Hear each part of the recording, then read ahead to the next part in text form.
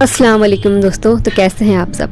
Hope आप सब ठीक होंगे, खैरियत से होंगे। अल्हम्दुलिल्लाह मैं भी बहुत अच्छी हूँ। तो मैं आज आप लोगों के साथ शेयर करूँगी कि मैंने सारे अपने जो कपड़े हैं समर्स के, वो सब मैंने कॉटन के जितने मेरे सूट थे सब मैंने बेड में रख दिए थे, और जितने भी विंटर्स के जो कॉस्ट्यूम थे, बेडशीट वगैरह थी, सब मैंने कैसे निकाली तो मैं आज आप लोगों के साथ शेयर करूँगी। तो पहले मैंने सारे जितने बेड में कपड़े रखे थे वो सारे कपड़े मैंने निकाल लिए थे। फिर अच्छे से मैंने बेड को झाड़ू से साफ़ कर दिया था, उसमें पोछा भी अच्छे से लगा दिया था। उसके बाद जितने भी मेरे वेलवेट के सूट थे, जितने भी मेरे वार्म सूट थे, वो सब मैंने एक बास्केट में, मैंने और मेरी सिस्टर ने उन सबको अच्छे से बास्केट में कर दिया था अरेंज। तो ये वीडियो जो है एक वीक पुरानी है। मेरी तबीयत ठीक नहीं थी, इस वजह से मैं एडिट नहीं कर पाई थी, तो उसके लिए मैं चाहूँगी आपसे माजरत। तो उसके बाद सारे कपड़ों को हमने कर दिया था बेड में अरेंज। तो ये ब्लैंकेट जो है एमन का है, बहुत पुराना है, तो इसको इस ब्लैंकेट से मैंने अच्छे से जो बैग थे उन सबको ढक दिया था। इससे ना डस्ट अंदर नहीं जाती है, बेड के जो कपड़े हैं सेफ रहते हैं। फिर एक पोर्शन तो हमारा हो गया था क्लीन, फिर बारी थी दूसरे पोर्शन की। यहाँ सारे जितने भी मेरे वेलवेट के सूट थे मैंने अच्छे से फोल्ड कर दिए थे बास्केट में लगा के, उन सबको मैंने अलमारी में कर दिया था अरेंज। तो एक काम तो हमारा हो गया था ख़त्म। फिर मैंने खोला था दूसरा वाला बेड, इसमें जो है ब्लैंकेट रखे थे, बेड की जो साइड में बिछाते हैं मैट्स वो रखे हुए थे, वो सब मैंने निकाल लिए थे। सारी जो मेरी बेड शीट्स हैं, ये सब वार्म बेड शीट्स हैं, तो सारी बेड शीट्स मैंने निकाल ली थी। इनको भी मुझे अच्छे से, तो पहले तो मैं जब रखती हूँ कपड़े, मैं सारी बेड शीट्स को पहले ही वॉश करके रखती हूँ, तो कपड़े निकालने में फिर आसानी होती है। तो सारे कपड़े तो मेरे पहले से ही वॉश थे। उसके बाद मैंने बेड को कर दिया था अच्छे से क्लीन करने के बाद, झाड़ू लगाने के बाद उसको एक गीले सूखे कपड़े से करा था साफ़। गीले कपड़े से बेड को साफ़ नहीं करना चाहिए, जो लकड़ी का जो होता है उसमें ख़राब होने का उसका चांस रहता है। तो वार्म बेडशीट निकालने के बाद जितनी भी मेरी कॉटन की बेडशीट थी वो सब मैंने एक बैग में, ये तो 2-3 बेडशीट मेरी बिल्कुल नई है जो मैंने यूज़ भी नहीं की हैं, तो सारी बेडशीट्स को मैंने एक कपड़े के अंदर अच्छे से फोल्ड करके रख दिया था। सारी बेडशीट मेरी पहले से ही फोल्ड थी और अच्छे से प्रेस भी थी, तो उनको ही मैंने लगा दिया था बेड में।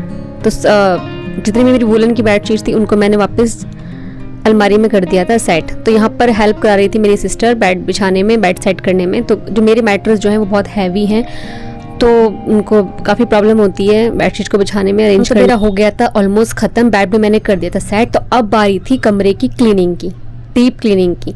जो ये मेरा ड्रेसिंग टेबल है ये बहुत भारी है, इसमें काफ़ी सारा सामान रखा हुआ है, तो मैंने अपनी सिस्टर की मदद से इसको साइड किया, और उसके पीछे बहुत सारा डस्ट जमा हुआ था, क्योंकि जो महीनों से साफ़ नहीं हो पाता है, अलमारी को बार बार हटाना पॉसिबल नहीं है। सारे कर्टन्स वगैरह भी मैंने अच्छे से झाड़ कर उनको अरेंज किया, सेट किया। झाड़ू की मदद से मैंने सारे जितने भी चारों तरफ डस्ट थी, जाले वगैरह थे, मैंने सबको अच्छे से करा था क्लीन।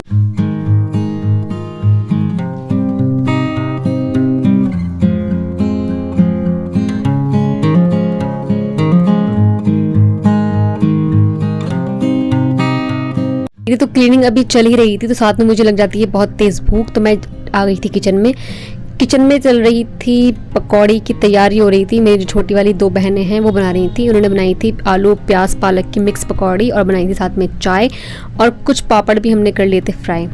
तो काम करते करते खाना भी ज़रूरी है। और इधर दोनों सिस्टर्स कर रही थी, हॉल में मशीन लगाई हुई थी एक सिस्टर ने, और दूसरी ने भी जो मेरी मदर्स के कपड़े हैं उनको निकाल रही थी, उनको भी करना था अरेंज। तो तीनों कमरों में हमारी चल रही थी क्लीनिंग। तो इधर आ गई थी मैं अपने कमरे में, जितने मेरे जो ये फेक प्लांट्स हैं इनमें काफ़ी डस्ट जमा हो गई थी। मैंने इन सबको अच्छे से उतारा, इन सबको अच्छे से वॉश किया।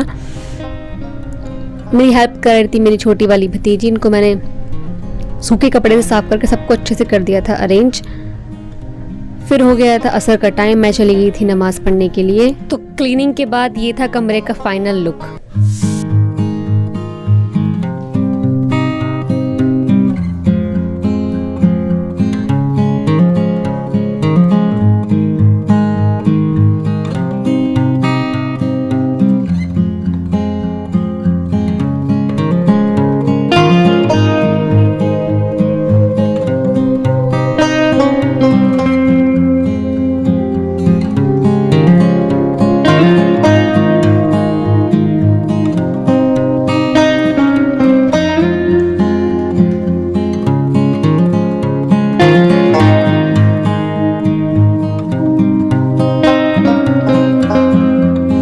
इधर साइड में रखे हुए थे मेरे मीशो के कुछ पार्ट्स था जिनका मुझे करना था अभी रिव्यू। ये थी मैं किचन में करने डिनर की तैयारी। तो यहाँ पर पहले आटा हो गया था ख़त्म, आटे को हमने पलटा ड्राम में अच्छे से मिक्स करा। उसके बाद काट ली थी मैंने बारीक बारीक मेथी, क्योंकि अब अलग से सब्ज़ी बनाने का टाइम तो नहीं था, क्योंकि बहुत तेज़ लग रही थी और हम थक भी गए थे, सुबह से काम में लगे हुए थे। तो यहाँ पर मैंने अदरक, लहसुन, हरी मिर्च, ज़ीरा, नमक डाल के बना लिया था एक अच्छा सा पेस्ट, क्योंकि जो हमें डालकर आटे में मिक्स करके उसको गूंदना था। आटा भी छान लिया था। आटा मेरी छोटी वाली सिस्टर ने मुझे जो है गूंद कर दिया था। तो हम जो सब तीनों मिलकर ही काम करते हैं, बहनें काम करते हैं। वैसे खैर इनकी अब शादी हो गई है, अपने ससुराल चले जाएंगी कुछ दिनों बाद। तो खैर आते हैं टॉपिक पर। यहाँ मैंने बनाई थी लाल टमाटर की चटनी पराठे के साथ, जो है मेथी के पराठे के साथ लाल टमाटर की चटनी बहुत ही अच्छी लगती है। टमाटर की चटनी भी हमारी हो गई थी बनकर तैयार।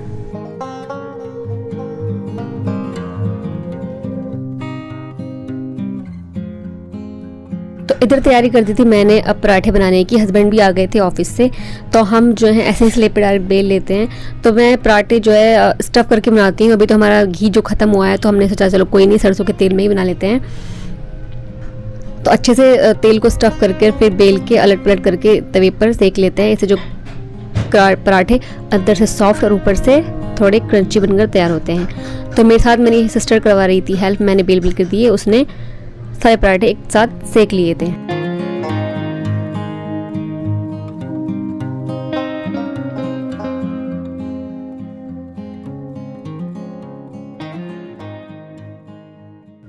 तो हम खाना बना रहे थे और यहाँ पर शूट कर रही थी मेरी छोटी वाली बहन वीडियो। तो वो कभी इधर से कभी उधर से अलग अलग एंगल से वीडियो शूट कर रही थी। तो आप इस गलती को करिएगा इग्नोर।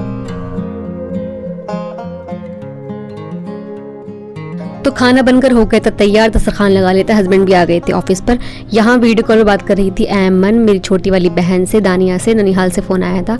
तो चटनी और लाल मिर्च के साथ खाना किया था सर्व। तो कैसा लगा आपको मेरे लॉन्ग ब्लॉग, कमेंट सेक्शन में ज़रूर बताइएगा। तो मिलेंगे नेक्स्ट वीडियो में। बाय, अल्लाह हाफिज़।